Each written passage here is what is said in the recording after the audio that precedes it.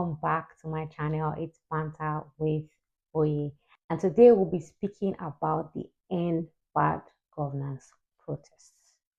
It's Monday, August 5th, 2024, and I felt like it was important to speak about the protests and everything that's been going on so far. Some of the things that I feel like I want to react to and how it aligns with the book that I've been reading.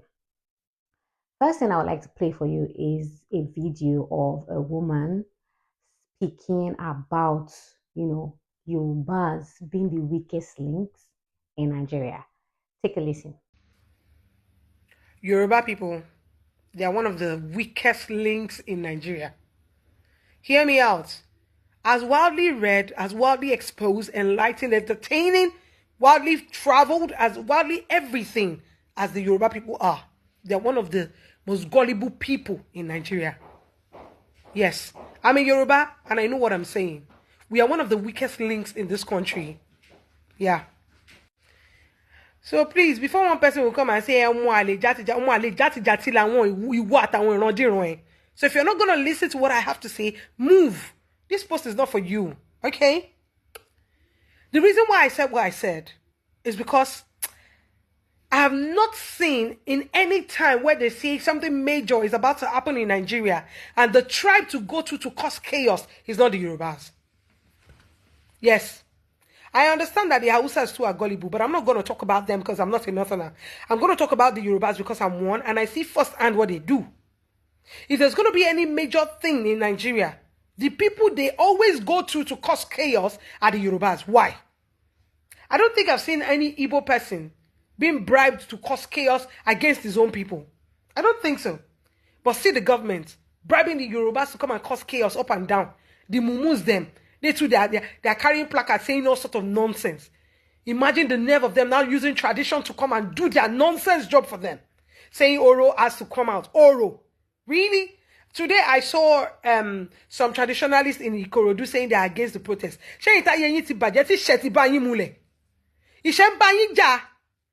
The money they've given you, yes, that poverty that is smelling, that is knocking you and your lineage down. The money they are bribing you with, will it erase the poverty? That's what you should ask. If you want to come bribe me, be ready to give me a ministerial appointment. If not, we are not talking. 100,000 naira. What are you like?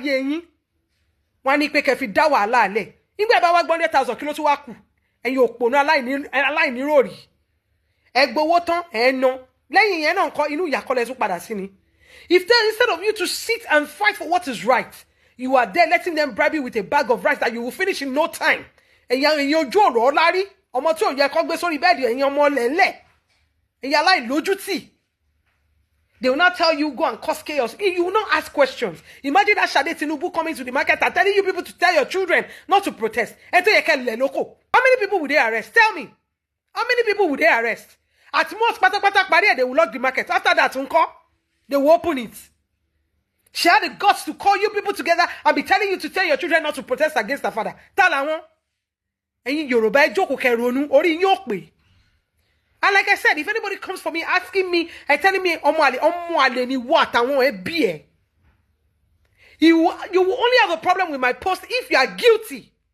If your family is guilty. Your father is in politics and is doing rubbish. Your mother is there chopping money. Even you are there, you are chopping money. You are the only person that will have a problem with this post. Now that you have watched that video, these are the reasons why I agree with her. First, one of the first reasons why I agree with her, we have first Mr. Bayo Ononuga, who is now speaking for the very things he used to speak up against. He has constantly accused Peter Obi's supporters of being the one inciting the protests. And constantly he has continued to call out Peter Obi and be on Peter Obi's whims. And, I can't blame Peter Obi for taking a very soft approach and having like little gloves with how he handles these people. Because Mr. Bayo Ononuga is a representation of, what would happen if Peter Obi was even like his vice president. Like, the amount of things that the vice president or Peter Obi's vice has said about the Nigerian government, nobody in the political, nobody in this APC government has called him out. It's like nobody can hear what he's saying, but no, let's focus on the Igbo man, Peter Obi. Like, at what point is Mr. Bayo going to stop? At what point are you going to stop? You're an elderly man. Stop embarrassing yourself on social media and supporting things that are not, that cannot be supported. Like, please stop. You're embarrassing yourself. Like, okay. Another thing he said was that I had to make notes of some of the things I have seen, but I don't forget anything. He also said that Nnamdi Kanu is the one that incited the NSAS process. And there's also a narrative on social media of how the Igbos are the ones that pushed for NSAS. Where? How? Like the same NSAS protest that we all were there, what happened? That started as a result of the police attacking somebody, and I can't remember if the person died or not. But NSAS process was the most organic process that we have ever had in the history of this country. Okay, maybe not in the history of this country, but it was one of the most organic protests that we've had because it was just um we even had Run Town. People can't even remember that Run Town actually spoke about, we're going to do this protest. People can't even remember that Two Face dropped out of the protest. Naira Marley called for the protest, even though people don't really like him anymore. But there were so many people that called for the protest here and there. And then the protest started, yes, in Lagos. And then next thing we had it in Port Harcourt, we had it in different parts of Nigeria, and it just became crazy. The only people that didn't really protest at the time was people from the north. But then they were still here and there everywhere. It was just organic. And then you want to blame it on the Igbos. Like, sir. Next that I want to speak to is the Oro Festival.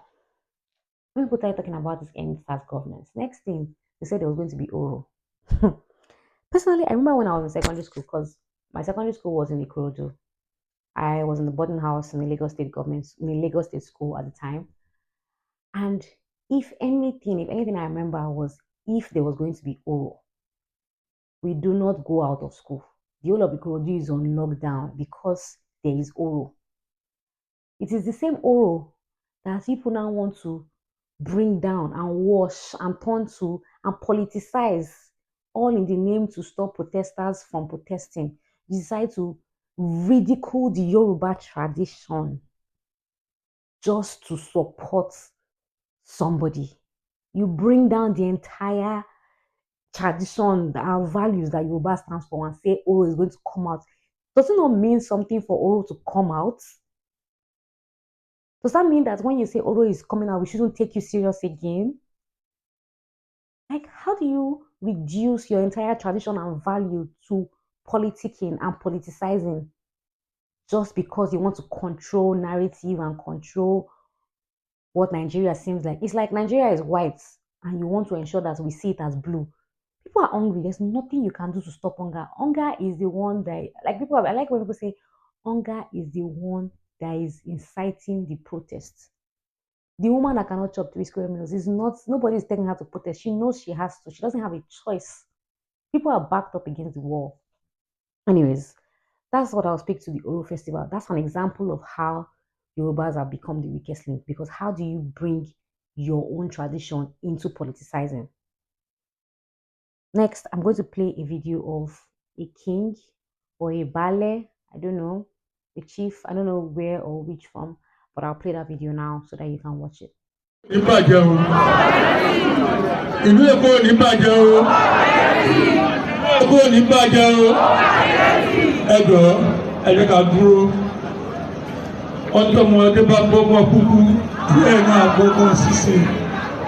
Gbogbo àwọn tọ́lọ́ fẹ́ wá ṣe protest yìí, tẹ́ bá wò wọ́n, ẹ lè rọ́mọ bíbí Èkó nù wọn, ẹ lè rọ́mọ Jọlá nù wọn, ẹ lè rọ́mọ Olùwà nù wọn, ẹ lè rọ́mọ Yèékàn nù wọn. So táwọn bàbá wa tó bá gbà wọn lálejò, táwọn náà ń jẹ tó ń mu, tó wọn náà fẹ́ dàbí irú, ṣé má gbà fún wọn? Ṣé má gbà fún wọn? After listening to this king talk, the people are suffering. People have not eaten. But you see what he did there? he decided to not just divide Yoruba, Igbo, and all of that. He decided to go further and cause further division within Yoruba and make it seem like indigenes of Lagos should not be a part of this protest and further cause division amongst the Yorubas. No, that's basically what it's doing, because you're saying you're calling indigenous Yoruba people, indigenous Yoruba families, and saying that they are not supposed to be a part of the protest, they're not supposed to be this. In short, I'm sure that half of people that you're speaking to, they're probably not even related or families to those people. Most of them are probably not. But that's how much division you want to cause just to support somebody. That's the level at which some people go to. That's how you ridicule your own position as an oba or as a king or whatever position that you hold, sir. Next is another video that supports what she's speaking to. I'll play for you. Okay, nothing happened. This was a peaceful demonstration. Only for us to get to this place where the boys were telling us, what do you come to do here? You, Mama Yibo, you came to Yoruba land to do this. He was threatening me. Even if I'm a Mama Yibo, am I not in Nigeria? Am I not in Nigeria? Even if I'm Mama Yibo.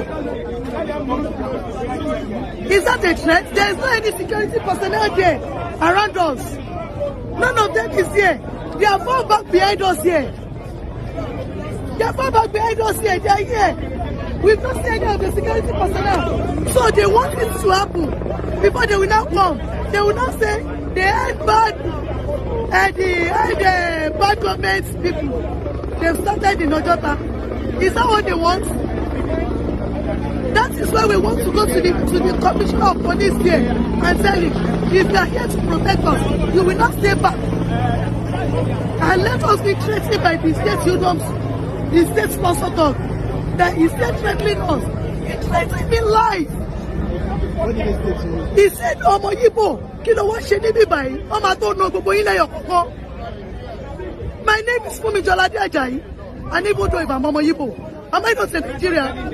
Am I not to that way? When does it become a crime to protest in Nigeria?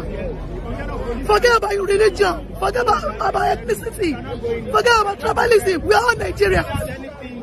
Injury to one is injury to all. Now, she was attacked because these people thought she was Igbo. I know for a fact that I want to believe that the people that probably attacked her knew she wasn't. But that's not even the point of contention. This particular video draws a parallel between in the second coup, July 2nd coup.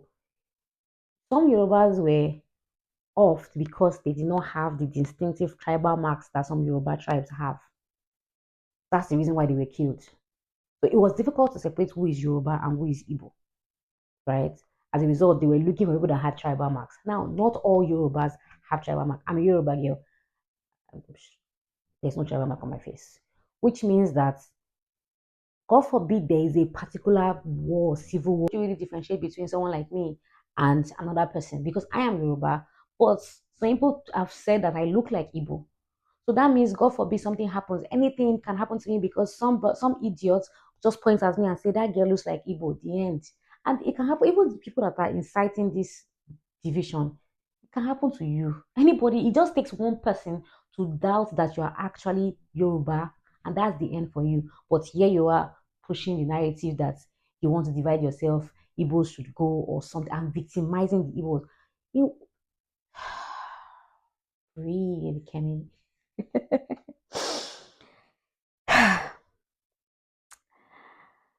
Tribalism makes no sense to me. Absolutely no sense. And then the last one I like to speak on is Yoruba Rono. It literally means Yoruba should think. And I don't know how these people are thinking their thoughts, or the process of their thought process, or the thoughts that they are thinking, but it is not Ronoing. They are not thinking. Clearly, you are not thinking. Clearly, you are not thinking. Yoruba is not thinking. If you think you are thinking, you are not thinking. Because I don't know what it means. I don't know what Yoruba Rono means. Because what Yoruba Rono means Yoruba people should think. And you are not thinking. If this Igbo must go or pushing some sort of nonsense agenda, it is the people are not thinking. The thinking has not started at all, in my opinion. What I would like to say finally on this thing is take away one of the things I wrote down. I want to say is take away all the history, whether you believe whatever you believe is true or is a lie over the years, and ask yourself, what did the Igbo man, woman, or child do to you to deserve so much hate? What did they do? One thing the APC has done for me is help me understand how tribalistic the Yoruba people are. I never really thought I would be the one to say it, but they are extremely tribalistic people. And for people that have decided to remain neutral as a Yoruba person, that you're not speaking about this thing, those small voices are going to be the representation of your Yorubas and portraying us as being tribalistic. So if you are neutral as a Yoruba person and not speaking for your Igbo friends that you have met in school, at your job, then you are actually part of the problem in one shape or form. Yes, don't speak to it. Yes, it doesn't concern you. But God forbid we get to a point, what is happening in the UK now, for example. God forbid we get to a point where there's civil war. How would you tell somebody that you are Yoruba if you are like me, that we have completely, some of us don't even know how to speak the said Yoruba? Case in point, bring in GRV and what they did to GRV. So if you are neutral as a Yoruba person, you need to speak up and speak for your Igbo friends. Thank you so much for coming to this episode, and I'll see you next time. I'm sorry this was a rant, but I'll see you next time. Bye.